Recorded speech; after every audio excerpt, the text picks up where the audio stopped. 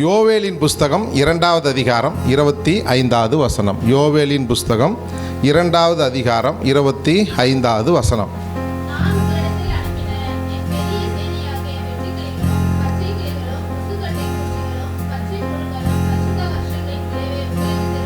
ஆமென். அல்லேலூயா சொல்லாமா?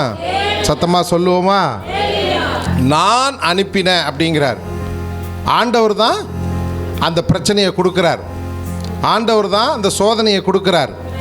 ஆண்டவர் தான் அந்த தீங்கை அனுபவிக்கும்படியாக மக்களை உட்படுத்துகிறார். என்ன உட்படுத்துகிறார்? எடுத்து வாசிங்க. 1வது அதிகாரம் அதே புஸ்தகத்தில் 4வது வசனம்.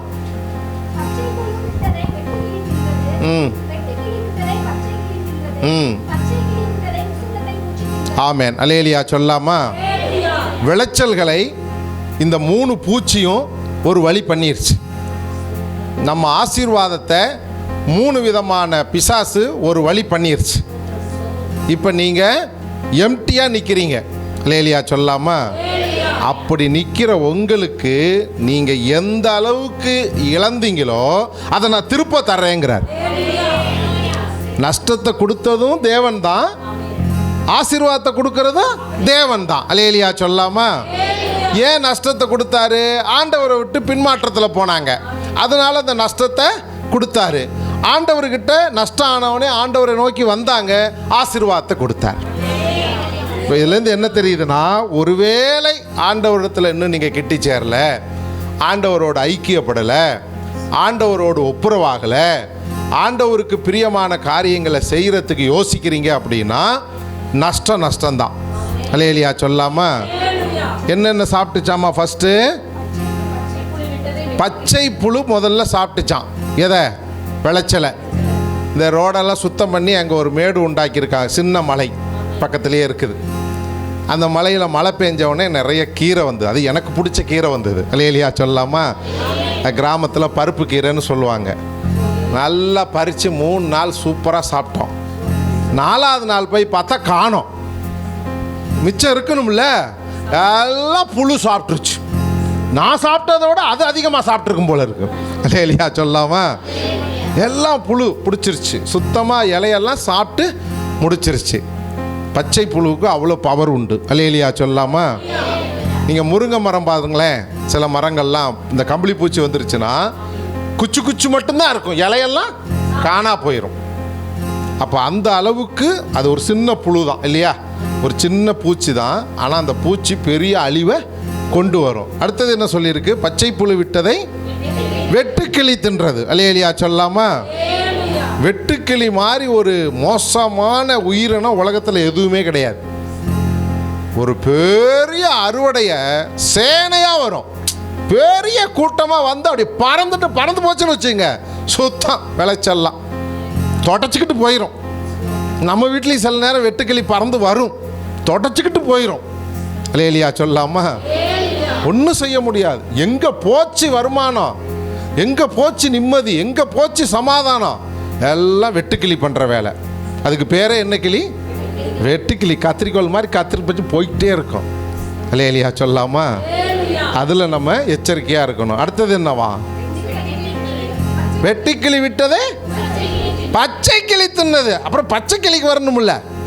பச்சை கிளி நமக்கு ரொம்ப இன்ட்ரெஸ்டிங்காக இருக்கும், நல்லா அழகாக இருக்கும். ஆனால் எங்கள் வீட்டு மாமரத்தில் பச்சை கிளி காம்போட ஏன்டா ஆண்டவர் காய படைச்சார்னு இப்போ தான் தெரியுது. அது ஒரு கிளையில் உட்காந்துக்கிட்டு கொஞ்சம் கொஞ்சமாக திங்குது. நாங்கள் பார்த்துக்கிட்டே இருந்தோம் அது எப்படி திங்குதுன்னு. எங்கள் வீட்டில் உட்காந்து கூப்பிட்டு இந்த மாதிரி பச்சை கிளி எப்படி திங்குதுன்னு பார்த்தா அழகாக அந்த பழத்தை பறித்து, பழம்னா என்ன, பழத்தில் கொஞ்சோண்டு பறித்து பழத்தை மட்டும் தின்னுட்டு தோலை கீழே போடுது. அல்லேலூயா சொல்லாமா? கொஞ்ச நேரத்தில் அரை மாம்பழம் காலியாகி போச்சு. ஆனால் குப்பையெல்லாம் கீழே வந்து விழுவுது. பச்சைக்கிளி பார்க்கறதுக்கு தான் அழகாக இருக்கும், பிடிச்சதுன்னா ஒரு புடி பிடிச்சிரும். அல்லேலூயா சொல்லாமா? சத்தமாக சொல்லுவோமா? நிறைய பேர் சொல்லுவாங்க, என்ன மாமரத்தில் நிறையா மாங்காய் இருக்குது அப்படின்னு. கீழே இருக்கிறதெல்லாம் மனுஷனுக்கு, மேலே இருக்கிறதெல்லாம் பறவைக்கு. எல்லாம் சாப்பிட்றோம். நிறைய பறவைகள் வந்து சாப்பிடும், வேடிக்கை பார்ப்போம். அல்லேலூயா சொல்லாமா? இப்போ என்னென்னா, பச்சை கிளி பார்க்குறதுக்கு நல்லா இருந்தாலும் அது ஒரு பெரிய சேனை கூட்டமாக வந்ததுன்னா க்ளோஸ் பண்ணிடும். கிராமங்களில் பார்த்தீங்கன்னா உங்களுக்கு தெரியும், ஒரு பெரிய தகர டப்பா வச்சுக்கிட்டா முட்டை முட்டை முட்டை முட்டை முட்டை தட்டிக்கிட்டே இருப்பாங்க. இயற்கையாக அதுக்கு ஒரு மோட்ரு செட் பண்ணி சத்தம் போடுற மாதிரி வைப்பாங்க. அப்புறம் அங்கங்கே ஒரு வெள்ளை கொடியை கட்டுவாங்க. ஆமாம், கொடை. அப்புறம் வந்து வெள்ளை கொடி, கருப்பு கொடியெல்லாம் அங்கங்கே என்ன செஞ்சுருப்பாங்க, கட்டி வச்சுருப்பாங்க. அது எதுக்குன்னா பச்சை கிளிக்கு. அல்லேலியா சொல்லாமா? அப்புறம் என்ன பண்ணிச்சாமா, பச்சை கிளி விட்டதை முசுக்கட்டை பூச்சி 4 ஐட்டம். அல்லேலியா சொல்லாமா? முசுக்கட்டை பூச்சின்னா தெரியுமா? மல்பரி இலை. இங்கே இந்த நமக்கு வர்றதுக்கு முன்னாடி இந்த பக்கத்து தோட்டத்தில் அதான் வச்சுருந்தாங்களாம். நம்ம இங்கே வர்றதுக்கு முன்னாடி சர்ச் இருக்கும்போது பக்கத்தில் வச்சு அங்கே பட்டுப்புழு வளர்த்துக்கிட்டு இருந்தாங்களாமா. இலையை பறித்து போட்ட 2வது நிமிஷம் காலி ஆயிருமாம்மா. ஆனால் சின்ன சின்ன பூச்சியாக தான் இருக்கும் முசுக்கட்டை பூச்சிங்கிறது. அல்லேலியா சொல்லாமா? அப்போ பாருங்கள், சிறிய விஷயந்தான் பெரிய நஷ்டத்தை உண்டு பண்ணும். அல்லேலியா சொல்லாமா? பச்சை புழு, வெட்டுக்கிளி, பச்சை கிளி, முசுக்கட்டை பூச்சி, இப்படி ஏதாவது உங்கள் வாழ்க்கையில் இருக்குமே ஆனால் அதை கர்த்தர் மாற்றி போட விரும்புகிறார். அல்லேலியா சொல்லாமா? இதை படைச்சதே யார் தான்? கர்த்தர் தான். அதான் நான் அனுப்பினேன். அந்த வசனத்தை படி 2வது அதிகாரம் 25வது வசனத்தை படிங்க திரும்ப. நான் யார்கிட்ட அனுப்புனாராம்? நம்மக்கிட்ட அனுப்புனாராம். ஆண்டவர் தான் அனுப்புனாராம். நான் உங்களிடத்தில் அனுப்பின என் பெரிய சேனையாகிய வெட்டுக்கிளிகளும், பச்சை கிளிகளும், முசுக்கட்டை பூச்சிகளும், பச்சை புழுக்களும் பட்சித்த வருஷங்களின் விளைவை உங்களுக்கு திரும்ப அளிப்பேன். அல்லேலியா சொல்லாமா? சத்தமா சொல்லாமா? கண்டிப்பாக கர்த்தர் நமக்கு திரும்ப தருவார். ஒருபோது கவலைப்படாதீங்க. நஷ்டப்பட்டுட்டீங்களா? கடன் பிரச்சனையில் இருக்கீங்களா? போராட்டத்தில் இருக்கீங்களா? பலவீனத்தில் இருக்கீங்களா? வர்ற பணம் எங்கே போகுதுன்னே தெரியல அப்படின்னு நினைக்கிறீங்களா? சில பேர் கையை ஓட்ட கைன்னு சொல்லுவாங்க. இல்லையா சொல்லாமா? எவ்வளோ பணம் வந்தாலும் என்ன செய்யாது, கையை பாருங்கள், அப்படியே ஓட்ட தெரியுதாங்க பாருங்கள், சும்மா பாருங்கள் உங்கள் கையை இப்படி பாருங்கள், தெரியுதா தெரியலையா? தெரியுதுன்னா பணம் நிற்காது. இல்லையா சொல்லாமா? சொல்லுவாங்க கிராமத்தில் ஓட்ட கை அப்படின்னு. நான் சின்ன வயசில் பணம் சேர்க்கணுன்னு ஆசைப்பட்டேன். அப்போ ஒரு முனிவர்கிட்ட போய் ஒரு சித்தர்கிட்ட போய் கேட்டேன், என்னங்க அப்படின்னு. அப்போ இங்கே தனரேகைன்னு ஒன்று ஓடுதாமா. இங்கே பெண்களுக்கு வந்து இடதுகை, ஆண்களுக்கு வந்து வலதுகை. தனரேகைன்னு ஒன்று ஓடுது. அந்த தனரேகை போய் பெரிய ரேகையில் முட்டுனா உனக்கு பணம் சேருன்னாரு. நானும் 15 வயசுலேருந்து பார்த்துக்கிட்டே தான் இருக்கேன். இந்த கையை இன்னும் முட்டலை. இல்லையா சொல்லாமா? சத்தமாக சொல்லுவோமா? சுமார் சொல்கிறது மனசு திருப்திக்காக சொல்கிறது. ஆனால் ஒருபோதும் உலக காரியங்கள் நம்மளை ஆசீர்வதிக்காது. ஆனால் கர்த்தர் நினைத்தால், அல்லேலியா சொல்லாமா? அதான் நான் தான் அந்த சேனையை அனுப்புனேன். ஒன்று அனுப்புனேன்னு சொல்லலை, பச்சை கிளியை மட்டும் அனுப்புனேன், வெட்டுக்கிளியை மட்டும் அனுப்புனேன்னு சொல்ல, ஒரு பெரிய சேனையவே அனுப்பியிருக்கிறேங்கிறார். சேனைன்னா பெரிய கூட்டம். அந்த கூட்டத்தை அனுப்பி உன் விளைச்சலை நாசமாக்கி இருக்கிறார். அந்த விளைச்சலை அனுப்பி உங்களுடைய குடும்பத்தில் உள்ள பிரச்சனைகளை அதிகமாக்கி இருக்கிறார். நீங்கள் இப்போ பரிந்து பேசுனதுனால, மன்னிப்பு கேட்டதுனால, மனம் திரும்பினதுனால, திரும்பி வந்ததுனால, விசுவாசத்தில் வளர்ந்ததுனால எத்தனை பிரச்சனைகளை ஆண்டவர் உங்களுக்கு தந்தாரோ அத்தனை பிரச்சனைகளிலிருந்து உங்களை விடுதலை செய்கிறேன்னு சொல்கிறார். அதான் அந்த வசனம். வருஷங்களின் விளைவை உங்களுக்கு திரும்ப அளிப்பே. எவ்வளோ பெரிய ஆசீர்வாதம் பாருங்கள். இழந்து போனதை தேட தான் மனுஷகுமாரன் உலகத்துக்கு வந்தார். அல்லேலியா சொல்லாமா? அந்த இழந்து போனதை தர்றது தான் தேவனுடைய திட்டம். நீங்கள் இழந்துட்டமே போச்சே அப்படின்னா ஒன்றும் செய்ய முடியாது. ஆண்டவர் பிள்ளைகளுடைய பணம் 1 ரூபா கூட வீணே ஆகாது. அல்லேலியா சொல்லாமா? சத்தமாக சொல்லுவோமா? நம்ம பணம் 1 ரூபா கூட நஷ்டம் ஆகாது. கர்த்தர் விட மாட்டார். எதெல்லாம் இழந்தீங்களோ அதை கர்த்தர் நிச்சயமாக தருவார் அப்படின்னு உறுதி கொடுக்கிறார் ஆண்டவர். பச்சை புழு, வெட்டுக்கிளி, பச்சை கிளி, முசுக்கட்டை பூச்சி, இதெல்லாம் சின்ன சின்ன உருவங்கள் கொண்ட ஒரு ஜந்துக்கள். நமக்கும் அப்படி தான். சின்ன சின்ன பிரச்சனை தான் வீட்டுக்குள்ளே நைஸாக எட்டி பார்க்கும். சின்ன விஷயந்தானே அப்படின்னு ஒரு வேளை நீங்கள் நினச்சிங்கன்னா அது உங்கள் விளைச்சலை முடிவு கட்டிவிடும். அல்லேலியா சொல்லாமா? உங்கள் ஆசீர்வாதத்தை நீங்கள் சுதந்திரிக்க முடியாதபடி தடை செய்துவிடும். கர்த்தரை விசுவாசிக்கும் பொழுது, கர்த்தரிடத்தில் இந்த ஜனங்கள் எல்லாம் கர்த்தரிடத்தில் மனம் திரும்புகிறாங்க. எப்படி மனம் திரும்புகிறாங்கன்னா, உபவாசம் பண்ணி மனம் திரும்புகிறாங்க. ஆண்டவருக்கு விரோதமாக காரியம் செஞ்சிட்டோமே, ஆண்டவரை மறுதளிச்சிட்டோமே. எடுத்து வடிங்க 1வது அதிகாரம் 14. பரிசுத்த நேமியுங்கள், விசேஷித்த ஆசரிப்பை கூறுங்கள். மூப்பரின் தேசத்தின் எல்லா குடிகளையும் உங்கள் தேவனாகிய கர்த்தரின் ஆலயத்தில் கூடி வர செய்து கர்த்தரை நோக்கி அப்படி கூப்பிட்டதுனால தான் 2வது அதிகாரத்தில் நான் திரும்பி தர்றேங்கிறார். அல்லேலூயா சொல்லாமா? நீங்களும் கர்த்தருடைய ஆலயத்தில் வாரம் என்ன செய்றீங்க? கூடி வர்றீங்க. அல்லேலூயா சொல்லாமா? கூடி வர்றதுடைய நோக்கம் என்ன தெரியுமா? ஏதோ பாஸ் சொன்னார், எனக்கு டைம் பாஸ் ஆகணும், ஞாயிற்றுக்கிழமைனா சர்ச்சுக்கு போகணும், கிறிஸ்தவங்க அப்படி ட்ரெண்ட் இருக்குது, ஞாயிற்றுக்கிழமைனா சர்ச்சுக்கு போகணும், இதுக்காக தேவனிடத்தில் வரக்கூடாது. அல்லேலூயா சொல்லாமா?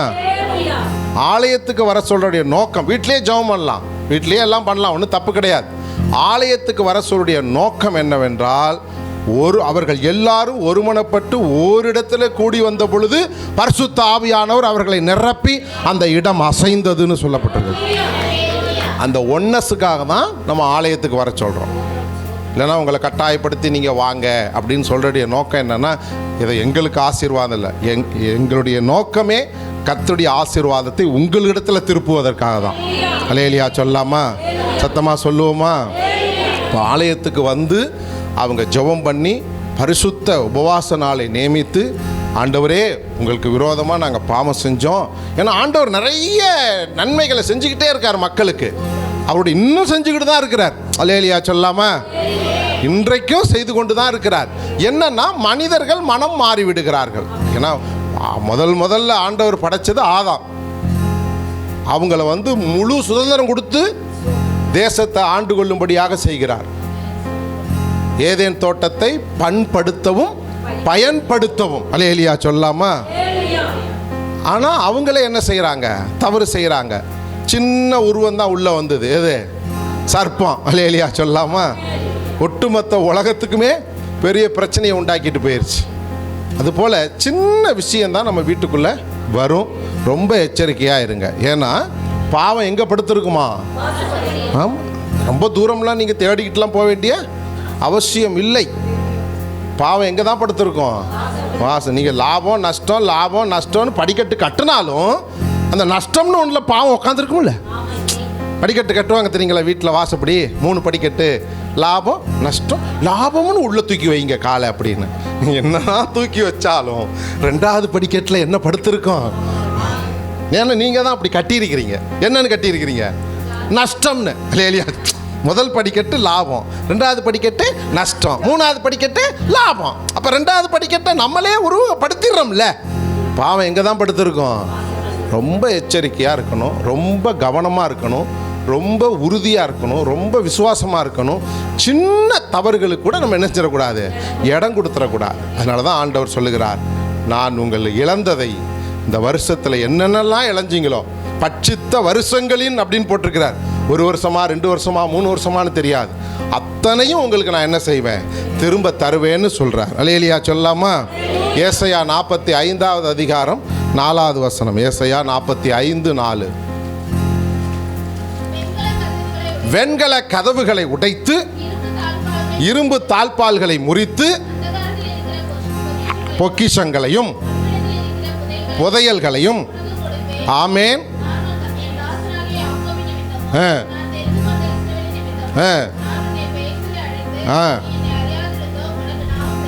ஆமேன். அல்லேலூயா சொல்லாமா?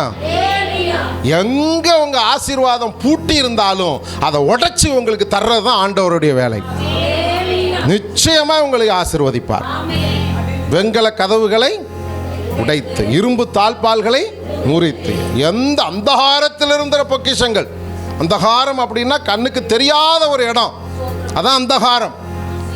அந்த இடத்துல இருக்கிற பொக்கிஷங்களை நான் உனக்கு என்ன செய்வேன்? தருவேன். எப்போ தருவேன்? நீங்கள் என்னிடத்தில் வரும் பொழுது, என்னிடத்தில் விசுவாசம் வைக்கும் பொழுது, என்னை தேடி வரும் பொழுது, ஆலயத்துக்கு வரும் பொழுது, ஆலய ஆராதனையை மிஸ் பண்ணாமல் தேவனோடு ஐக்கியப்படும் பொழுது, தேவனிடத்தில் வந்து ஆராதனை செய்யும் பொழுது, தேவனுடைய ஆலயத்தில் வந்து ஜெபிக்கும் பொழுது, உங்களுடைய இழப்பை நான் திரும்ப தருவேன்னு சொல்கிறேன். அல்லேலூயா. ஏசாயா 45வது அதிகாரம் 17வது வசனம்.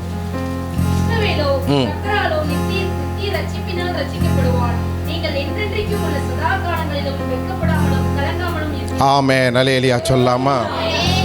வெட்கப்படாமலும் கலங்காமலும் இருப்பீர்கள். வெட்கப்படுறது என்ன? நஷ்டம் ஆகும்போது நமக்கு நிச்சயமாக வெட்கம் வரும். கடன் வாங்கிடுவோம், இந்த கடனை திருப்பி அடைக்க முடியல அப்படின்னா, இந்த மளிகை கடையில் கடன் வச்சோம்னா அப்படியே வேறு தெரு வழியாக போய் இன்னொரு மளிகை கடைக்கு போவோம். அப்போ வெட்கம். அல்லேலூயா சொல்லாமா? ஒரு இழப்பு வந்தால் நமக்கு வெட்கம். நிறைய பேர் அந்த பணம் இன்வெஸ்ட்மெண்ட் பண்ணிவிட்டு பணம் கிடைக்கலன்னா வெளியவே சொல்ல மாட்டாங்க. ஏன்னா வெட்கம். என்னடா இவ்வளோ படித்தவனாக இருக்க, இவ்வளோ அறிவுள்ளவனாக இருக்க, நீயே போய் இப்படி செஞ்சிட்டியடா அப்படின்னு சொல்லுவாங்க. இப்போ அது நிறைய சிஸ்டங்கள் வந்துருச்சு.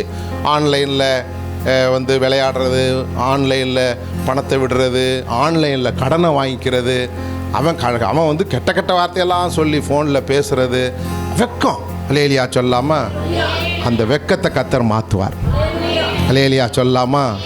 அடுத்தது கலக்கம். ஒன்று வெட்கம், அடுத்தது கலக்கம். என்ன செய்கிறது? அடுத்த ஸ்டெப்பு என்ன பண்ணுறது? கடனை எப்படி அடைக்கிறது? நிறைய குடும்பங்களில் நீங்கள் டிவியில், பேப்பரில், வாட்ஸ்அப்பில் பார்க்குறீங்க. இந்த ஆன்லைன் சூதாட்டம்னு சொல்லி, அந்த ஆன்லைனில் ட்ரேடிங்னு சொல்லி பணத்தை விட்டுட்டு அந்த பணத்தை எப்படி ரிட்டர்ன் எடுக்கிறதுன்னு தெரியாமல் நிறைய குடும்பங்கள் இறந்து போயிருக்கிறாங்க. குடும்பமாக இறந்து போயிருக்கிறாங்க.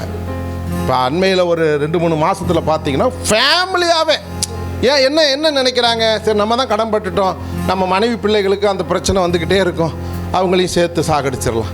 சரி, மனைவி பிள்ளைகள் அருமையான குழந்தைகள், நல்ல குழந்தைகள், பெண் குழந்தைங்க இருந்தாங்க, ஆண் குழந்தை டிவியில் பார்த்துருப்பீங்க, அத்தனை குழந்தைகளும் இருக்கிறாங்க, அவங்களையும் சேர்த்து என்ன செஞ்சிடறாங்க? சாகடிச்சிடறாங்க. இதுதான் கலக்கம், வெட்கம், கலக்கம். இதுதான் இன்றைக்கி பிசாசு ஒரு சின்ன அப்படி போடுவான். ஃபஸ்ட்டு இந்த ஆன்லைனுக்குள்ளே போனீங்கன்னா 100 ரூபா போட்டிங்கன்னா 200 ரூபா கிடைக்கும். 200 ரூபா வந்துருச்சு, வெரி குட் அப்படின்னு. அந்த 200 எடுக்க மாட்டான், திரும்ப அந்த 200 என்ன பண்ணுவான்? இன்வெஸ்ட் பண்ணுவான். அப்படியே ஜனங்களை மூளை செலவு செய்து சின்ன விஷயங்களை உள்ளே விட்டு, அதுபோல் கடன் நீங்கள் எதுவுமே தர வேண்டாம், நாங்கள் உங்களுக்கு 1 லட்சம் கடன் தருகிறேன். ஆஹா, இப்படி இல்லைடா கடன் கொடுக்குறவன் இருக்கணும் அப்படின்னு உள்ளே போயிட்டீங்கன்னா சிக்கலில் மாட்டிடுவீங்க. அல்லேலூயா சொல்லாமா?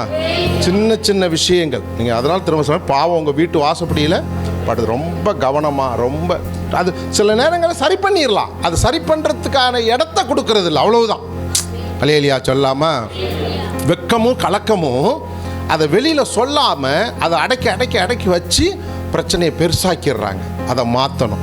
அதுக்கு நீங்கள் ஜெபம் பண்ணணும். அல்லேலூயா சொல்லாமல் நான் கடன் வாங்காமல் ஒருத்தரும் ஜீவனம் பண்ண முடியாது. வசனம் சொல்லுகிறது, நீயோ கடன் கொடுப்பாய் கடன்.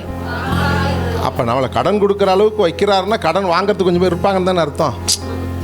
நம்மளை கடன் வாங்க ரைட் வாங்க வேணாம், அப்போ கடன் கொடுக்கக்கூடாதுன்னு சொல்லியிருக்கணும். நீ யாருக்கு என்ன செய்ய மாட்டே? கடன் கொடுக்க மாட்டே அப்படின்னு தான் சொல்லணும். ஆனால் நீ கடன் கொடுப்பாய். அப்போ யாரோ தேவை உள்ளவர்கள் நம்மளை தேடி வருவாங்க. அல்லேலூயா சொல்லாமா? அப்போது அதில் கவனமாக இருக்கணும்ல, சரியாக இருக்கணும்ல, தெளிவாக இருக்கணும்ல கர்த்தருடைய பிள்ளைகள். அல்லேலூயா சொல்லாமா? அதை தான் ஆண்டவர் சொல்லுகிறார். நீ வெட்கமும் பட வேண்டாம், கலக்கமும் பட வேண்டாம், அதை நான் சரி பண்ணுவேன்னு சொல்கிறார். அல்லேலூயா சொல்லாமா? சத்தமாக சொல்லாமா? 3 விஷயந்தான் சொல்லியிருக்கிறேன்.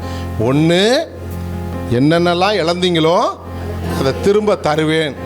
எப்படி தருவேன்னாரு? வெண்கல தாழ்பால்களை உடைத்தும் இரும்பும் முறித்து அந்தகாரத்தில் இருக்கிற பொக்கிஷங்கள் மூலமாக உங்களை நான் சரிப்படுத்துவேன்னு சொல்லியிருக்கிறார். சரிங்க ஆண்டவரே, அது வரைக்கும் நாங்கள் என்ன செய்கிறது? வெட்கப்படாதீங்க, கலங்காதீங்க. அல்லேலூயா சொல்ல, நான் பார்த்துக்கிறேன், நான் அதை சரி செய்கிறேன், சரிப்படுத்துகிறேன், செப்பனிடுறேன். அதுக்கு என்ன செய்யணும்? தேவனுடைய ஆலயத்துக்கு. அவ்வளோதான். இதான் சின்ன விஷயங்கள் தான். இது ஒன்றும் பெரிய ரகசியங்கள் ஒன்றும் கிடையாது. தேவனுடைய ஆலயத்தில் வந்து அவங்க உபவாசித்து ஜெபம் பண்ணினார்கள். தேசத்தின் குடிகள் எல்லாம், அதான் ரொம்ப முக்கியம். இப்போ நம்ம சபையில் வந்து ஒருத்தருக்கு பிரச்சனைனா நம்ம எல்லாரும் சேர்ந்து அவங்களுக்கு என்ன செய்கிறோம்? அதான் தேசத்தின் குடிகள். அவங்க யார், அவங்க பிரச்சனை என்ன, எதுவும் நமக்கு தெரியாது. ஆனால் நம்ம அவங்களுக்காக ஜெபிக்கும் பொழுது கர்த்தர் அந்த ஜெபத்தை கேட்டு அவங்களை ஆசீர்வதிக்கும் பொழுது அந்த ஆசீர்வாதத்தின் பிரதிபலன் நமக்கு வந்து சேரும். அல்லேலூயா சொல்லாமா? அதான் ஒருவருக்காக ஒருவர் நீங்கள் என்ன செய்யுங்க? ஜெபம் பண்ணுங்கன்னு சொல்கிறேன். அந்த ஜெபங்கிறது ரொம்ப முக்கியம். அல்லேலூயா சொல்லாமா? நிச்சயமாய் கர்த்தர் உங்களை ஆசீர்வதிப்பார். கலங்காமலும் வெட்கப்படாமல் இருங்க. கர்த்தர் நீங்கள் எதையெல்லாம் இழந்தீங்களோ அதையெல்லாம் திருப்பி தருவார். சின்ன விஷயங்களை, சின்ன பாவங்களை உங்கள் வாழ்க்கையில் அனுமதிக்காதீங்க. அது பெரிய விளைவை, பெரிய சேதத்தை உண்டாக்கி விட்டுரும். அந்த சேதத்திலிருந்து கர்த்தர் உங்களை விடுதலை தந்து மாதம் முழுவதும் காப்பாராக. கண்களை மூடி நாம் ஜெபிப்போம்.